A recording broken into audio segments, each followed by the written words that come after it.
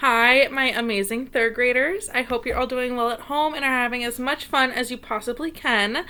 While we're doing distance learning, we are going to do a novel study, which means I'm going to be reading you a book and you're going to be doing some worksheets to go with it and answering the questions. The book that we're going to be reading is Charlie and the Chocolate Factory. Now, I know some of you might have seen the movie before, but like I always say, the books are very, very different than the movie. So we're going to read this. I hope you enjoy it. In the past years, all my students have really loved this book. So while I'm reading to you today, I'm also going to be reading to my dog, William, who is all snuggled up in my lap since I am home as well. So if you see him, he's just here with us. And my cat might make an appearance, but right now he's off running around. So let's get started. We're going to read chapters 1 and 2 of Charlie and the Chocolate Factory today. So, chapter 1. Here comes Charlie. These two very old people are the father and mother of Mr. Bucket. Their names are Grandpa Joe and Grandma Josephine.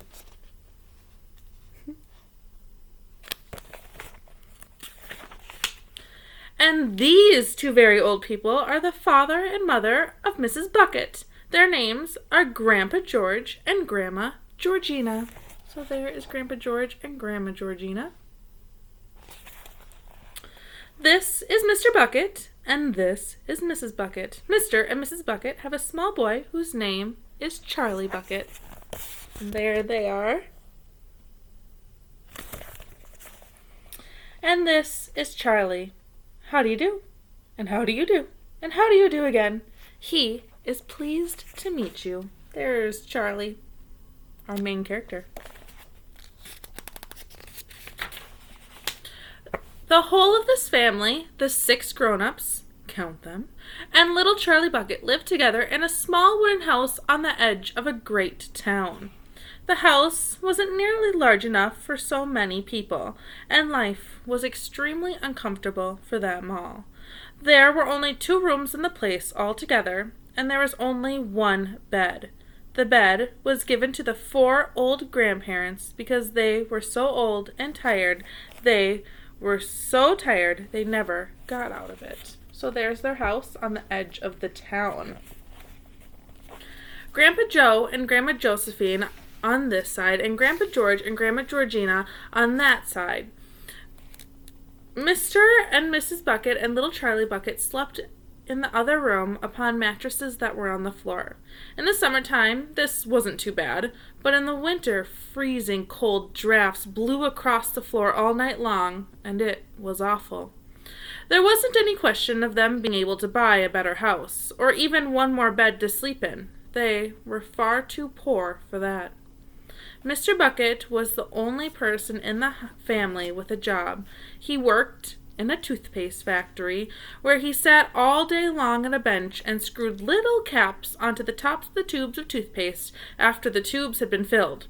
But a toothpaste cap screwer is never paid very much money, and poor Mr. Bucket, however hard he worked, and however fast he screwed on the caps, was never able to make enough to buy 1/2 of the things that such a large family needed.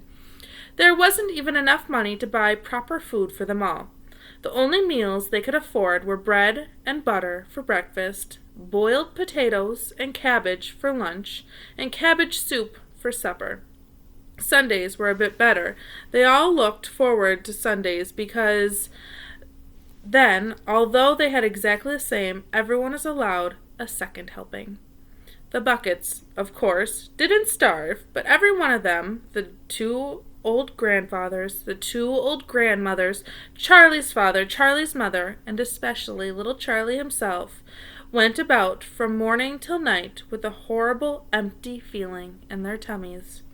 Charlie felt it worst of all, and although his father and mother often went without their own share of lunch or supper so that they could give it all to him, so it wasn't nearly enough for a growing boy. He desperately wanted something more filling and satisfying than cabbage and cabbage soup.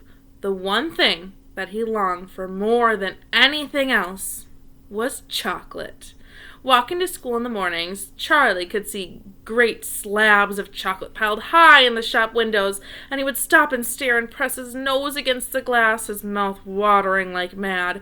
Many times a day he would see other children taking creamy candy bars out of their pockets and munching them greedily, and that, of course, was pure torture. Once a year, on his birthday, Charlie Bucket got a bit of taste of chocolate. The whole family saved up their money for that special occasion, and when the great day arrived, Charlie was always presented with one small chocolate bar to eat, all by himself. And each time he received it on those marvelous birthday mornings, he would place it carefully in a small wooden box that he owned, and treasure it as though it were a bar of solid gold. And for the next few days he would allow himself only to look at it, but never touch it. Then, at last, when he could stand it no longer, he would peel back a tiny bit of paper wrapping at the corner to expose just a tiny bit of chocolate, and then he would take a tiny nibble, just enough to allow the lovely sweet taste to spread out slowly over his tongue. The next day he would take another tiny nibble, and so on and so on. And in this way, Charlie would make his 10-cent bar of birthday chocolate last him for more than a month. But I haven't yet told you about the one awful thing that tortured little Charlie, the lover of chocolate, more than anything else. This thing for him was far, far worse than anything else. This thing for him was seeing the slabs of chocolate in the shop windows, or watching other children munching creamy candy bars right in front of him. It was the most terrible, torturing thing you could imagine. And this was in the town itself, actually within sight of the house in which Charlie lived. There was an enormous chocolate factory. Just imagine that! And it wasn't simply an ordinary enormous chocolate factory either. It was the largest and most famous in the whole world. It was Wonka's factory, owned by a man called Mr. Willy Wonka, the greatest inventor and maker of chocolates that there's ever been. And what a tremendous, marvelous place it was. It had huge iron gates leading into it, and a high wall surrounding it, and smoke belching from the chimneys, and strange whizzing sounds coming from deep inside it. And outside the walls, for half a mile around in every direction, the air was scented with heavy, rich smell of melting chocolate. Twice a day, on his way to and from school, little Charlie Bucket had to walk right past the gates of the factory. And every time he went by, he would begin to walk very, very slowly. And he would hold his nose high up in the air and take long, deep sniffs of that gorgeous, chocolatey smell all around him. Oh, how he loved that smell. And oh, how he wished he could go inside the factory and see what it was like. So that was chapter 1. What do you think? If you were Charlie, do you think it would be torture to walk by Wonka's factory every single day and smell and see chocolate, but not be able to eat it? So think to yourself what it would be like if you were Charlie Bucket, where his family can't really afford it, and he has to see it every single day. So we're going to go on and read chapter 2. Chapter 2 is Mr. Willy Wonka's Factory. In the evenings, after he finished his supper of watery cabbage soup, Charlie always went into the room of his 4 grandparents to listen to their stories, and then afterwards to say good night. Every one of these old people was over 90 years old. They were as shriveled as prunes and as bony as skeletons, and throughout the day, until Charlie made his appearance, they lay huddled in their one bed, 2 on either end, with nightcaps on to keep their heads warm, dozing the time away with nothing to do. But as soon as they heard the door opening and heard Charlie's voice say, "Good evening, Grandpa Joe and Grandma Josephine and Grandpa George and Grandma Georgina," then all 4 of them would suddenly sit up with their old wrinkled faces would light up with smiles of pleasure, and the talking would begin, for they loved this little boy. He was the only bright thing in their lives, and his evening visits were something that they looked forward to all day. Often Charlie's mother and father would come in as well and stand by the door listening to the stories that the old people told, and thus, for perhaps half an hour every night, this room would become a happy place, and the whole family would forget that they were hungry and poor. One evening, when Charlie went in to see his grandparents, he said to them, Is it really true that Wonka's chocolate factory is the biggest in the world?" "True!" cried all four of them at once. "Of course it's true! Good heavens, didn't you know that? It's about 50 times as big as any other!" "And it's Mr. Willy Wonka really the cleverest chocolate maker in the whole world?" "My dear boy," said Grandpa Joy, raising himself up a little higher on his pillow, "Mr. Willy Wonka is the most amazing, the most fantastic, the most extraordinary chocolate maker the world has ever seen. I thought everybody knew that." "I knew he was famous, Grandpa Joe, and I knew he was very clever." "Clever!" cried the old man. "He's more than that. He's a magician with chocolate. He can make anything he wants. Isn't that a fact, my dears?" The other three old people nodded their heads slowly up and down and said, "Absolutely true, just as true as can be." And Grandpa Joe said, "You mean to say I've never told you, Mr. Willy Wonka, and his factory about it?" "Never," answered little Charlie. "Good heavens above, I don't know what's the matter with me." "Will you tell me now, Grandpa Joe? Please?" "I certainly will. Sit down beside me on this bed, my dear, and listen carefully." Grandpa Joe was the oldest of the four grandparents. He was 96 and a half, and that is just about as old as anybody can be. Like all extremely old people, he was delicate and weak, and throughout the day he spoke very little. But in the evenings, when Charlie, his beloved grandson, was in the room, he seemed in a more marvelous way to grow quite young again. All his tiredness fell away from him, and he became as eager and excited as a young boy. "Oh, what a man he is, this Mr. Willy Wonka," cried Grandpa Joe. "Did you know, for example, that he himself invented more than 200 new kinds of candy bars, each with a different center, each far sweeter and creamier and more delicious than anything the other chocolate factories can make?"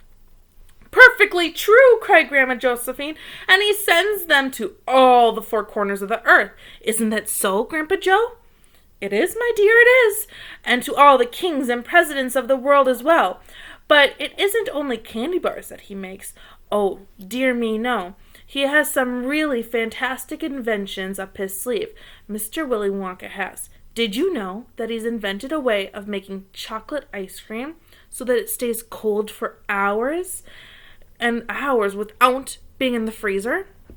You can even leave it lying in the sun all morning on a hot day, and it won't go runny." "But that's impossible," said little Charlie, staring at his grandfather. "Of course it's impossible," cried Grandpa Joe. "It's completely absurd. Mr. Willy Wonka has done it, though." "Quite right," the others agreed, nodding their heads. "Mr. Willy Wonka has done it." And then again, Grandpa Joe went on, speaking very slowly so that Charlie wouldn't miss a word. "Mr. Willy Wonka can make marshmallows that taste like violets, and rich caramels that change color every 10 seconds as you suck on them, and little feathery sweets that melt away deliciously the moment you put them between your lips. He can make chewing gum that never loses its taste, and candy balloons that when you blow up to enormous sizes before you pop them with a pin and gobble them up. And, by a most secret method, he can make lovely bluebirds' eggs with black spots on them, and when you put one of these in your mouth, it gradually gets smaller." Here they all are, sitting on the bed together, all the grandpas and Charlie. They get smaller and smaller until suddenly there is nothing left except for a tiny little pink sugary baby bird sitting on the tip of your tongue. Grandpa Joe paused and ran the point of his tongue slowly over his lips. "It makes my mouth water just thinking about it," he said. "Mine too," said little Charlie, "but please, go on." While they were talking, Mr. and Mrs. Bucket, Charlie's mother and father, had come quietly into the room, and now both were standing just outside the door listening. "Tell Charlie about that amazing Indian prince," said Grandma Josephine. "He'd like to hear that." "You mean Prince Poticherry?" said Grandpa Joe, and he began chuckling with laughter. "Completely dotty," said Grandpa George. "But very rich," said Grandma Georgina. "What did he do?" asked Charlie eagerly. "Listen," said Grandpa Joe, and I'll tell you. So that was chapter 2. We kind of learn a little bit more about Mr. Willy Wonka. Chapter 3, we're going to hear this story about the Indian prince, but you'll have to wait for the next video. So today you listened to the first 2 chapters. Tomorrow I want you to do the worksheet that goes with these. I'll post another video of me reading the question sheet to you, and I just want you to answer them the best that you can. It's going to be some writing, but I know that each of you can do it. I'm sorry, William here wants the attention. I hope you're all working hard and doing your best, and I will see ya next time. Bye.